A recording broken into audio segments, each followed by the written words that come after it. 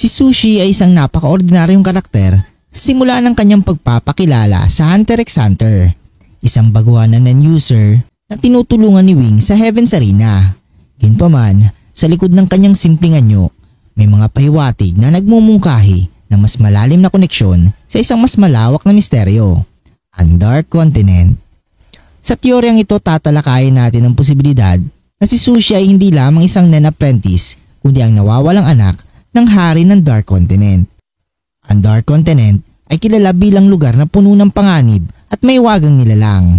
Sa Hunter x Hunter, nabanggit na ang Dark Continent ay tirahan ng mga nilalang na may pambihirang lakas at kakayahan.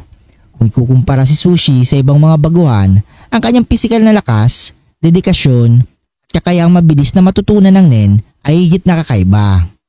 Ang mga prinsipal ng hari ng Dark Continent tulad ng makapangyarihang Nen Beast o advanced genetics ay maaaring maipasa sa kanyang mga supling. Kung si Sushi ay anak ng hari, posibleng mayroon siyang latent abilities na unti-unti pang lilitaw habang siya ay tumatanda. Maaaring tila simpleng guro lamang si Wing, ngunit bakit niya piniling alagaan si Sushi? Isang posibilidad ay alam ni Wing ang tunay na pinagmulan ni Sushi. Maaaring may utos siya mula sa Hunter Association o isang lihim na alyansa upang bantayan ang batang ito mula sa mga posibleng banta. Dahil sa pagdidiin ni Wing na kontrolado ni Sushi ang kanyang emosyon at Nen, tila inihahanda siya nito para sa mas malaking tungkulin.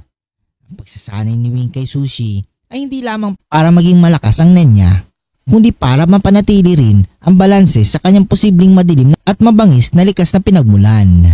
Bagamat hindi masyadong halata, ang disenyo ni Sushi ay may kakaibang aura kung ikukumpara sa ibang karakter. Zushi, who are you really? I am the son of the Dark Continent King. Bukod dito, ang kanyang postura at pagsasalita ay nagpapakita ng mataas na disiplina, isang katangian na maaaring resulta ng royal na lahi. Kahit na hindi pa masyadong naipapakita ang tunay na lakas ni Sushi, pinakita niya ang kanyang pambihirang kontrol sa Nen sa murang edad pa lamang. Kung si Sushi ay talagang anak ng hari ng Dark Continent, maaaring taglay niya ang isang natatanging nan ability na hindi pa lumalabas. Ang posibilidad na ito ay maaaring may ugnay sa mga kakayahan ng mga kilalang nilalang mula sa Dark Continent, tulad ng kakayahang mag-transform, mag-regenerate o gumamit ng advanced Nen techniques. Kung si Sushi nga ay anak ng hari ng Dark Continent, bakit siya nasa Heaven's Arena at hindi sa Dark Continent?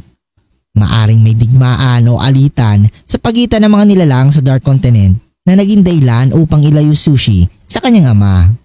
Isang posibilidad din ay itinago siya upang protektahan mula sa mga nais agawin ang kanyang posisyon bilang tagapagmana ng trono. Maaring ang Hunter Association o iba pang grupo tulad ng mga Zoldyck ay may kinalaman sa pagtago sa kanya. Ang kanyang presensya sa Heaven's Arena ay maaaring isang paraan upang siya ay manirahan sa isang ligtas ngunit mapaghamong kapaligiran. Habang umuusad ang kwento sa Hunter x Hunter, mas maraming impormasyon tungkol sa Dark Continent ang ibinubunyag. Kung si Sushi ay ang anak ng hari ng Dark Continent, malaki ang posibilidad na maglaro siya ng mahalagang papel sa paglutas ng mga misteryo ng lugar na ito. Maaring siya ang susi upang maayos ang relasyon ng Dark Continent at ng mundo ng mga tao. O maaari rin siyang maging dahilan na mas malaking kaguluhan kung di niya makontrol ang kanyang kapangyarihan.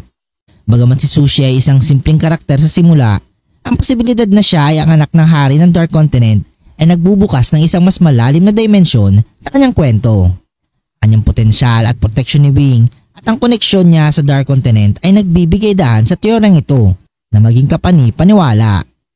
Ang kanyang kwento ay maaaring maging tulay upang mapalawak ang mundo ng Hunter x Hunter at ang misteryoso ng Dark Continent. Kung nagustuhan mong video ito, huwag niyong kalimutan mag-like at subscribe and hit notification bell button para updated kayo palagi sa ating video. Maraming salamat.